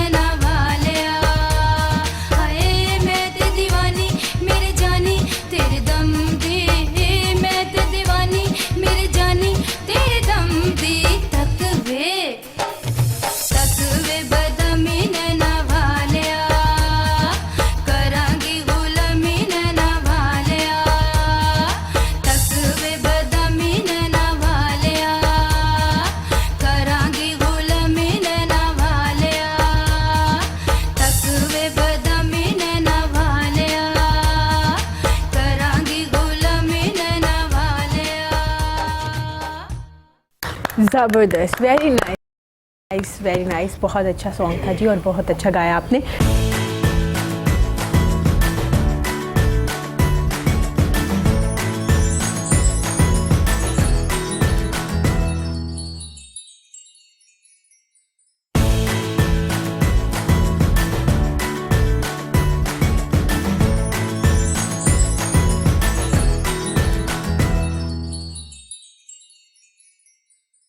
सर वापस आते स्टोन्स की बात कर रहे थे, अब हम बात करेंगे इस्तिखारा की, क्योंकि पहले तो मैं पूछना चाहूँगी, अगर आपने इस्तिखारा करवाना है, क्या आपको खुद इस्तिखारा करना चाहिए या आप करवा सकते हैं किसी से? देखिए जी, बेहतर जो है वो तो ये है कि खुद करें। ठीक है। क्योंकि वही वाली बात है कि जो दर्द आपका है वो आपका है। ठीक है। जो प्रॉब्लम आपकी है वो आपकी है जी। ठीक है। ठीक है। तो खुद कीजिए ज़्यादा अच्छा है, क्योंकि अहादीस में जो तरीके बताए गए हैं आप वो अडॉप्ट करें। हम पढ़ते नहीं है ना, हम मसला ये है कि हम कहते हैं पकी पकाई मिल जाए हमें, बस ठीक है, आसानी की तरफ उसकी वजह से बहुत सारे लोग जो हैं वो नेगेटिव साइड्स पे निकल जाते हैं, यानी गलत लोगों से मुलाकात हो जाती है और फिर जो है वो प्रॉब्लम स्टार्ट हो जाती है, प्रोफेशंस जो हैं वो बदनाम हो जाते हैं जी, अच्छे लोग जो हैं उनका नाम भी ख़राब हो जाता है। ठीक है। तो भाई अल्लाह ने कुरान पाक दिया है, मैडम ने कहा ना कि स्टार्स का इतना नहीं पता, देखिए कुरान पाक में सूरह नजम है, सूरह मायदा है, ठीक है, ये सारी हैं, बहुत सारी हैं जहाँ पे अल्लाह पाक ने सितारों का सयारों का नाम लिया है और बताया कि ये इंसान के लिए मुसख्खर कर दिए गए हैं। इसी तरह इस्तिखारे की बात है, तो इस्तिखारा जो है वो आपको चाहिए खुद। हमने तरीका आपके एक प्रोग्राम में बताया था, तस्वीर वाला तरीका बताया था, और इस्तिखारा जो है वो खुद कर लें तो बेहतर है, ज़्यादा बेहतर है। सर कुछ लोग इस्तिखारा जो तस्बीह वाला बताया तो कुछ लोगों के लिए बड़ा ये मुख्तलिफ था, क्योंकि हमारे यहाँ एक कॉन्सेप्ट इस्तिखारे का ये है कि आपने नमाज पढ़ के नफल पढ़ के सो जाना है, आपको ख्वाब आएगा। क्या वो भी इस्तिखारा होते हैं, उसमें भी आपको चीज़ें क्लियर पता चल जाती है, कोई कलर होते हैं, या ज़्यादा बेहतर ये है कि आप तस्बीह वाला कर दो कलर्स जो हैं जी वो, हाँ जी ये तरीका है। अब नवाफिल जो है उसके अंदर क्या पढ़ना है दैट डिपेंड्स अगेन कि क्या पढ़ रहे हैं आप, ठीक है। तरीका हम यहाँ पे एक और बता देते हैं आपको, आपके जो व्यूअर्स हैं, हमारे जो व्यूअर्स हैं KN के, उनके लिए बता देते हैं कि रात को सोने से पहले, ठीक है, आपने 2 नफल पढ़ने हैं हाजत के, ठीक है, और हाजत है आपके इस्तिखारे की। और इस्तिखारा जो है वो सिर्फ शादी ब्याह के लिए नहीं किया जाता, for any task of your life, सही, किसी भी जिंदगी के काम के लिए, जॉब, कारोबार के लिए, जॉब के लिए, सफ़र के लिए, आपके प्रोफेशन के लिए, शादी के लिए, बच्चों से रिलेटेड हो, कोई भी एनी कुछ भी, आपने अल्लाह ताला से बात करनी है और अल्लाह ताला से आपने रिजल्ट लेना है। नॉर्मली 3 दिन इसको किया जाता है, जो तरीका मैं यहाँ पे अर्ज करने जा रहा हूँ, ठीक है, इसको 3 दिन किया जाता है जी। और इसके अंदर एक मुमासलत जो है, मतलब मिली जुली चीज़ अगर आती है 3 दिन के बाद, तो फिर येस और नो डिसाइड होता है जी। तरीका उसका ये है कि रात को सोने से पहले ऑब्वियसली बावजू होके आपने 2 नफल जो हैं हाजत के पढ़ने हैं, हाजत आपने इस्तिखारे की रखनी है, और इस्तिखारा आप किस लिए कर रहे हैं वो भी अल्लाह पाक को आपने बोल देना है अल्लाह पाक के आगे। उसके बाद जिस वक्त आप अलहम शरीफ पढ़ लेते हैं तो आपने सूरह इखलास, ठीक है, इसको आपने पढ़ना है 3 बार, ठीक है, और सूरह वन्नास को पढ़ना है 3 बार पहली रकात के अंदर, ठीक है, ठीक हो गया। और फिर आपने रुकू और सजदे, ठीक है। फिर जब आप दूसरी रकात में आते हैं तो आपने अलहम शरीफ के बाद 3 बार आयतल कुर्सी जो है, दूसरी रकात में 3 बार आयतल कुर्सी और 3 बार सूरह फलक जो है, ठीक है, उसको पढ़ना है जी, ठीक है जी। उसके बाद आपने सलाम फेरना, जब जो मतलब सलाम फेरते हैं तो आपने दुरूद शरीफ पढ़ के दुआ मांगनी है कि या अल्लाह पाक मैंने इसलिए ये किया है तो मुझे खबर अता कर दे जी, ठीक है। और उसके अंदर जब आप दुआ कर रहे हैं तो आपने 33 मरतबा अल्लाह पाक का नाम है या खबीर, तो आपने 33 मरतबा वो भी पढ़ना है, ठीक है, और फिर दुरूद शरीफ पढ़ के आपने बात किए बगैर सो जाना है, बात किए बगैर, और कोशिश करें कि दाहिनी साइड के ऊपर सोएं, ठीक है, राइट साइड के ऊपर सीधी साइड पे सोएं, और 3 दिन ही अमल आप करें, ठीक है। अब कलर की आपने बात की तो 2 कलर्स जो हैं अगर आपको नज़र आते हैं वो किसी भी शेप में हो, एक ग्रीन कलर और एक वाइट कलर, ग्रीन और वाइट, ग्रीन और वाइट जी। ग्रीन में आप कोई फल देखते हैं, जी, ठीक है, कुछ सब्जी देखते हैं, सब्जा देखते हैं, घास देखते हैं, दरख्त देखते हैं, ग्रीनरी देखते हैं, सब रंग का कपड़ा देखते हैं, anything green. If you have a vision in your dreams, dream के भाई ये आ गया या सफेद रंग, तो आप समझिए कि काम यस पॉजिटिव है, पॉजिटिव है। ठीक है, ठीक है जी, काम आपका इसके अंदर अल्लाह पाक की रजा शामिल है। अगर आप देखते हैं ब्लैक कलर, काला रंग देखते हैं या आप देखते हैं जर्द रंग, जी, तो आपका काम ठीक नहीं है, आपके लिए ये मुनासिब नहीं है। सही, अब जर्द रंग या काला रंग, वही मैंने अर्ज किया, जिस तरह किसी भी चीज़ में कपड़ा है, ज़मीन है, कोई भी कलर है काले रंग में या जर्द रंग में, कि कोई भी चीज़ आप देखते हैं वो ठीक नहीं है। वो ठीक नहीं है। या जी, आपको अगर चावल नज़र आते हैं, जी, चावल नज़र आते हैं तो भी वो काम ठीक नहीं है।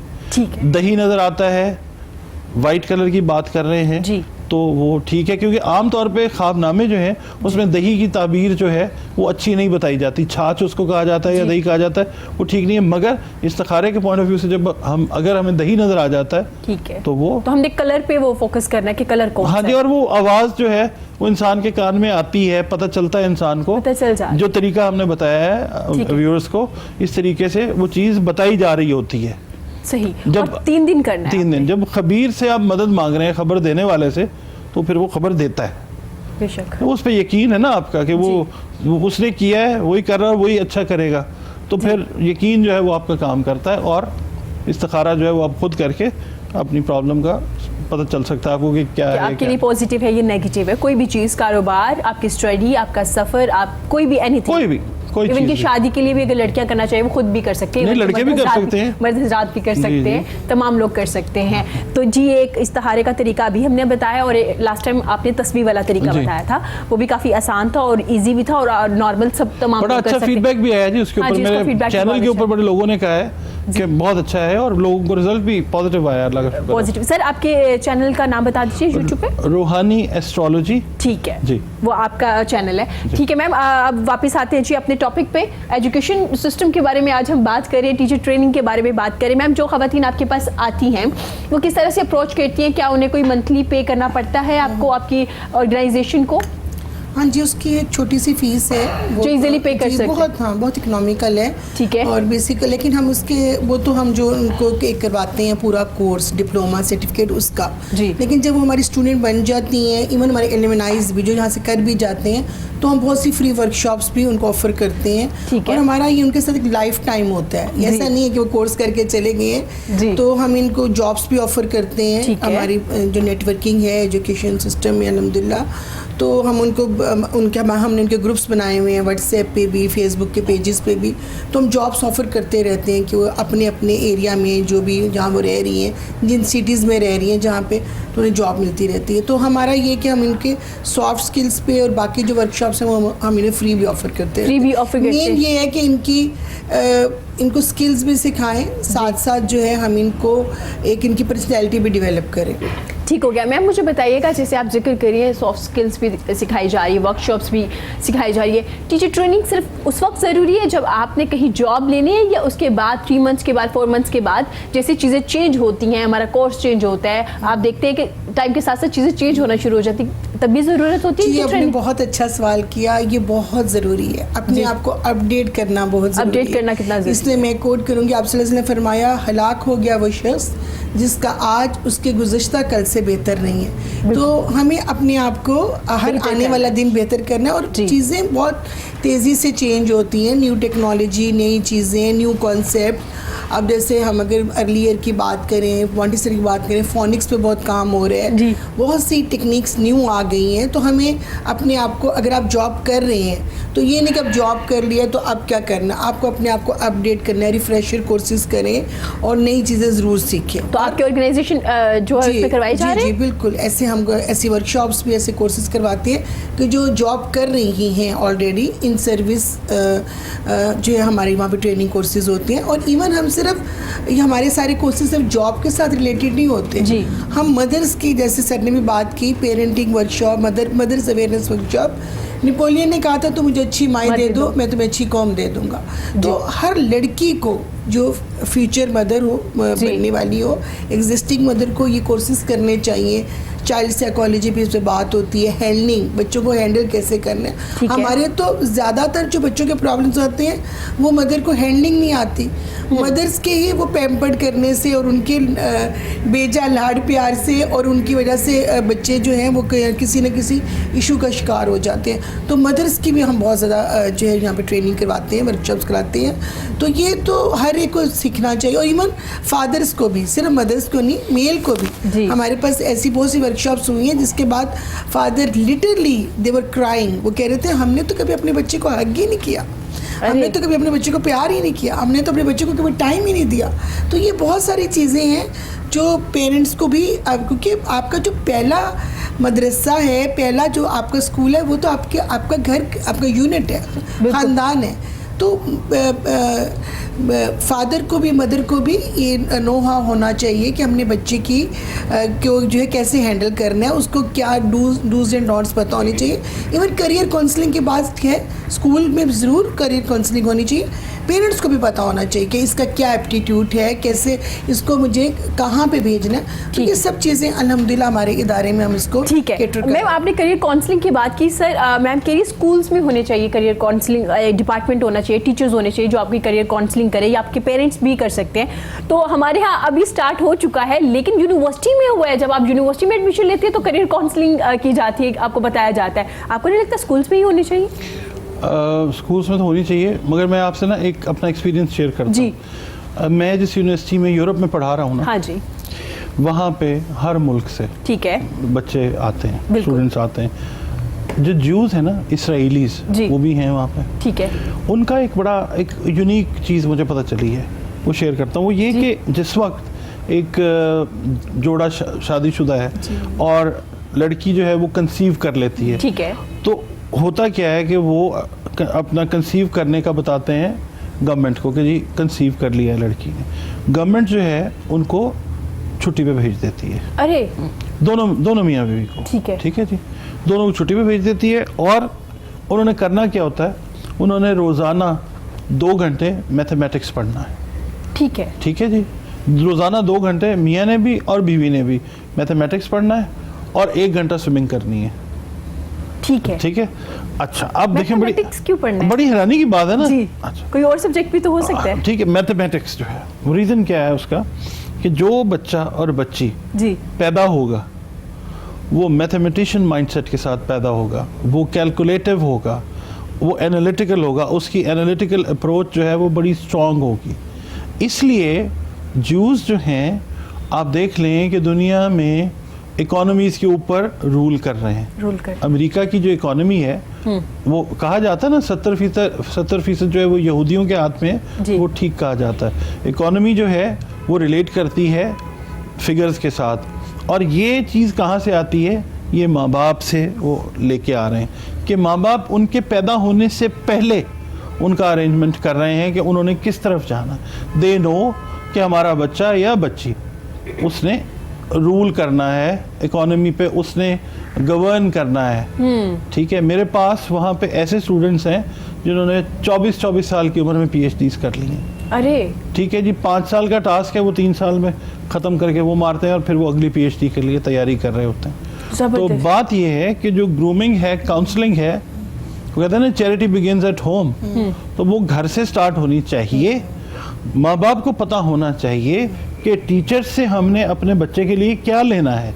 हमने अपना हिस्सा दे दिया, अब टीचर का जो हिस्सा है वो हमने कौन सा लेना है, हमारे बच्चे में क्या चीज़ जो है वो लैग करती है, हाँ जो हम नहीं दे सकते और टीचर से ले सकते हैं। ठीक है। अब फिर बात वही आ जाती है कि एक टीचर का ट्रेन होना बहुत ज़रूरी है। टीचर को पता होना ज़रूरी है कि उसने अपने स्टूडेंट के अंदर इंडक्ट क्या करना है, स्टूडेंट जो है वो कहाँ पे उसकी किस चीज़ की कमी है, कौन सी चीज़ मैंने डिलीवर करनी है। मल्टी फेसेटेड उसकी ट्रेनिंग होनी चाहिए टीचर की, उसको पता होना चाहिए टाइप्स ऑफ स्टूडेंट का 7-8 किस्म के स्टूडेंट्स होते हैं जी। तो उसका पता होना चाहिए कि ये मेरा स्टूडेंट टाइप ए है, सी है, डी है, कौन सा है, इसको क्या चाहिए और इसे कैसे डील करना है। इसको कैसे डील करना है। ठीक है, लेकिन सर हमने अब क्या स्टार्ट कर दिया, जब से हम अच्छे स्कूल्स में बच्चों को भेजना शुरू कर दिया है तो हमने सारी जिम्मेदारी टीचर पे फेंक दी है कि तरबियत भी इन्होंने करनी है, तालीम भी इन्होंने देनी है, मैनर्स भी इन्होंने सिखाने, सोसाइटी में सर्वाइव कैसे करना है वो भी इन्होंने सिखाना, क्योंकि हम इनको पे कर रहे हैं। अच्छा, ऐसा है? ऐसा बिल्कुल ऐसा है। यही तो मैंने आपसे अर्ज किया था प्रोग्राम के शुरू में कि टीचर्स के पास भेज देते हैं, पेरेंट्स के पास टाइम नहीं है। और यही रीज़न है, मैं अक्सर प्रोग्राम्स के अंदर यही बात करता हूँ कि हम लोग एज ए कौम, एज ए नेशन इर्तिका के अमल से नहीं गुजर पाए, एवोल्यूशन के प्रोसेस को टच ही नहीं करते हम जाते ही नहीं उस तरफ। रीज़न उसका ये क्योंकि हम हर चीज़ अपनी जिम्मेदारी है वो दूसरे पर डाल देते हैं। वो घर से जो बच्चा लेके आ रहा है वो बच्चा टीचर के पास जब जाएगा तो टीचर उसको पॉलिश करेगा, ग्रूम करेगा और कोई चीज़ बना देगा। बच्चा घर से ही रॉ आएगा तो टीचर जो है वो घर की ट्रेनिंग भी उसको दे, स्कूल की ट्रेनिंग भी दे, तो फिर टीचर इंसान ही है ना, उसके अपने भी तो मसाइल हैं। और ऊपर से सर अगर माँ बाप एक बच्चे की ट्रेनिंग नहीं कर पा रहे तो एक टीचर 25 बच्चे या 20 बच्चों की ट्रेनिंग कैसे कर पाएगी, जो कि उनके अपने बच्चे भी नहीं है, तो मुश्किल हो जाएगा। एजुकेशन जो है ना पाकिस्तान में it's a money minting business, इससे ज्यादा कुछ नहीं है। Private education, most of the private education institutes वो यही है कि पैसा बनाने की मशीनें हैं। ठीक है, तरबियत का कोई सवाल ना करें, बस आप पैसे दिए जाएं उनको और जो है डिग्रियां वो छाप के आपके बच्चों को देंगे, आगे की कोई जिम्मेदारी। और डिग्री आप संभाल के रख लें क्योंकि फ्यूचर में आपको जॉब नहीं मिलेगी और आपका कोई भी फ्यूचर नहीं होगा माजरत के साथ। और ये सच है, ये रियलिटी है जो सर बता रहे हैं। मैम ऐसा ही है जैसे सर कह रहे हैं? इसमें कुछ चीज़ें हैं ठीक, जो मैं खुद भी एक स्कूल चला रही हूँ, मेरा स्कूल भी है अपना। कुछ हद तक सर की बात ठीक है, कुछ स्कूल वाकई ऐसे हैं जो सिर्फ कमर्शियल बुनियादों पे है, लेकिन बहुत सारे ऐसे भी हैं जिन्होंने कुछ स्कूल अपनी कॉज के लिए स्टार्ट किए हैं और उनका एक विजन है, मतलब वो चाह रहे हैं कि हम कंट्रीब्यूट टुवर्ड्स सोसाइटी करें।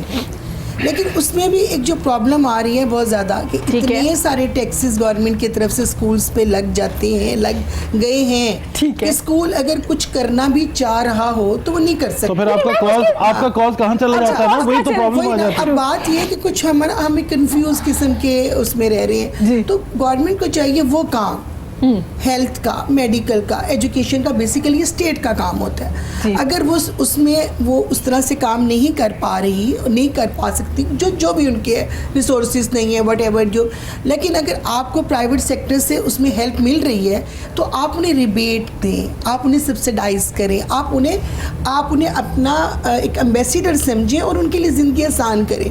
तो ये जब तक ये प्रॉब्लम सॉल्व नहीं होंगे, जो कॉज के साथ भी कर रहे हैं, जो एक ऑब्जेक्टिव के साथ भी कर रहे हैं, जो विजनरी भी है, वो भी अपने ऑब्जेक्टिव अचीव नहीं कर पा रहे। तो इसमें गवर्नमेंट के, मैं तो आपके चैनल की तवज्जो से कहूँगी कि एजुकेशन में देखिए चेंज एजुकेशन से आएगा। चेंज कोई पार्टी नहीं लाएगी, कोई सियासतदान नहीं लाएगा, नो डाउट एजुकेशन से आएगा। तो एजुकेशन को फोकस करना है। सर क्या सिर्फ यही रीजन है कि हम अपने कॉज से पीछे हट गए? दुनिया दो चीज़ों के ऊपर बेस्ड है जी, डेबिट और क्रेडिट पे। डेबिट और क्रेडिट पे, ठीक है जी, exactly. या कॉजेशन और इफेक्चुएशन के ऊपर है, कॉज एंड इफेक्ट के ऊपर है, दो चीजें हैं जी। ठीक है, तो जो कॉज है उसका इफेक्ट जो आएगा वो, अब कॉज की बात आपने की, गवर्नमेंट जो है उसका हेल्पफुल होना चाहिए। बाहर की क्वालिटी एजुकेशन क्यों है कि गवर्नमेंट ने सारा दर्द जो है वो अपने जिम्मे ले लिया है। हाँ। आपने बात की है ना, देखिए मैंने किसी की बुराई नहीं की, मैंने ओवरऑल सिस्टम की बात की है। आपने फरमाया कि कुछ इदारे ऐसे हैं जो ऐसे कर रहे हैं, मेरे ख्याल में बहुत सारे इदारे हैं जो पैसे के ऊपर काम कर रहे हैं, कुछ इदारे ज्यादातर। अच्छा, अब आपका कॉज है, मैं आपकी डायरेक्ट बात करता हूँ, आपका कॉज है, आप कहाँ पे लेके जाएंगे अपने कॉज को जब गवर्नमेंट का एक बंदा आएगा और कहेगा जी आप तो इतना कमा रहे हैं, लाएं इतने ढीले करें पैसे, और होता है ना ये, ठीक है, आपका कॉज रह जाएगा। आप कहेंगे, यू विल स्टार्ट थिंकिंग कि यार अब पैसे पूरे करने हैं कहाँ से किए जाएं? अपनी जेब से तो कोई भी नहीं देता ना, यहीं से फिर आपका सिस्टम जो है वो खराब होना शुरू होता है। सर इसीलिए मेरा ये पॉइंट ऑफ व्यू है कि गवर्नमेंट को इसमें जो हमें हेल्पफुल सपोर्टिंग होना चाहिए, ना कि वो इसमें ऑडिट करे या उसमें एक जिसे कहते हैं ना छापे मार टीम ना बने और उनके लिए जिंदगी मुश्किल ना करे। उनको सर ने स्टार्ट में ये बात कह दी थी कि हम लोग ब्लेम करते हैं, टीचर अच्छे नहीं, स्कूल अच्छे नहीं, फलां अच्छा नहीं है, मेरे साथ ये प्रॉब्लम है, मुझे घर से सही से ट्रीट नहीं किया जाता। हम लोग ना दूसरों को ब्लेम करते हैं। ब्लेम गेम बहुत ज़्यादा है। इसीलिए मैं अभी भी ये कहूँगी, अभी भी बहुत से इदारे ऐसे हैं जो नहीं कहते गवर्नमेंट नहीं करती ना करे, नहीं साथ देती ना साथ दे, वो अपना फिर भी उन्होंने काम, बहुत से इदारे हैं, क्योंकि मैं इसमें लास्ट 30 ईयर्स से हूँ, मैं इसलिए बहुत ज़्यादा कहूँगी कि मेरे सराउंडिंग में ऐसे बहुत लोग हैं जिन्होंने अपना सब कुछ इस पर लगा दिया और वो कॉज के लिए काम कर रहे हैं। ठीक हो गया। तो मैम क्या मैसेज देना चाहेंगे आप? मैसेज तो यही है कि सारे जितने भी हम लोग यहाँ पे आपके चैनल के तवज्जुद से कि हम लोग जो भी अपना बेस्ट ऑफ बेस्ट दें, ठीक है, और पॉजिटिव काम करें, अपने अपने हिस्से का हम दिया जला दें। वो एक चाइनीज़ एक प्रोवर्ब है, अंधेरे को कोसने के बजाय मिट्टी का एक दिया जला देना चाहिए। तो हम सबको बारिश का एक कतरा बनना चाहिए, अपने अपने हमें भी, हम जो ये कहते हैं जहाँ से स्टार्ट हुई थी बात कि सोसाइटी ऐसी है, इदारा ऐसे है, माशरा ऐसा है, गवर्नमेंट ऐसी है, खुद को ठीक कर लें। हाँ खुद को हम शिकवे गिले शिकवे छोड़ दें और अपने अपने हिस्से का करो आप और भरपूर करें। हम मैम ठीक करना चाहते हैं लेकिन दूसरों को खुद को नहीं। जी सबसे पहले खुद को जी सर क्या कहना चाहिए? जी मैं आपने 2 मैसेज देने एक एजुकेशन सिस्टम के लिए और एक आप अपना मैसेज। मैं चाइना की बात नहीं करूँगा, कोरोना है उसकी नहीं बात करते। मैडम ने चाइना की मिसाल दी है, मैं पाकिस्तान की मिसाल देता हूँ। अहमद फराज साहब का एक शेर है, शिकवाए जुल्मत शब से तो कहीं बेहतर था, अपने हिस्से की कोई शम्मा जलाते जाते। ये तो हो गया एजुकेशन सिस्टम के लिए। और दूसरा एस्ट्रोलॉजी के लिए वही बात है कि जो जोहल से रिलेटेड स्टार्स हैं और जो कमर से रिलेटेड स्टार्स हैं और जो शम्स से रिलेटेड स्टार्स हैं, वो उनके लिए मैं दुआ करता हूँ कि अल्लाह पाक उनकी मुश्किलात जो हैं और वो खुद भी वो दूर फरमाएं और अपने लिए वो कोशिश करें। और अगर वो पूछना चाहें तो हम लोग हैं, हमने अपना लिंक दिया है, ट्विटर फेसबुक पे हैं हम लोग और यूट्यूब पे हैं रूहानी एस्ट्रोलॉजी के नाम से, वो आपसे राब्ता कर सकते हैं। मैम आप क्या कहना चाहेंगी? तो मैं बहुत ज़्यादा शुक्रगुजार हूँ कि कोहे नूर वालों ने बुलाया है। तो ये जो बातें कर रहे थे मुझे बहुत ज़्यादा अच्छी लगी हैं जी, बहुत ज़्यादा। तो माशाल्लाह अल्लाह सबको बरकत दे, आमीन। तो अल्लाह सबको ही कामयाब करे। बहुत शुक्रिया मैम। हम प्रोग्राम के एंड पे आपसे गाना भी सुनेंगे। बहुत शुक्रिया सर आपका। हमेशा जब भी आप आते हैं हमें बहुत सी चीज़ें मुख्तलिफ पता चलती हैं और आज सबसे मज़े की बात वो जो सोना क्यों नहीं पहनना चाहिए उसके बारे में भी पता चला, क्योंकि हमें सिर्फ यही पता है कि सोना नहीं पहन सकते मर्द, क्यों नहीं पहन सकते वो भी आज पता चल चुका है। मैम बहुत शुक्रिया आपका। और जी इसी के साथ हमें इजाज़त दीजिए। खुश रहिए, अपना और अपने प्यारों का बहुत ज़्यादा ख्याल रखिए। अल्लाह हाफ़िज़। बाय।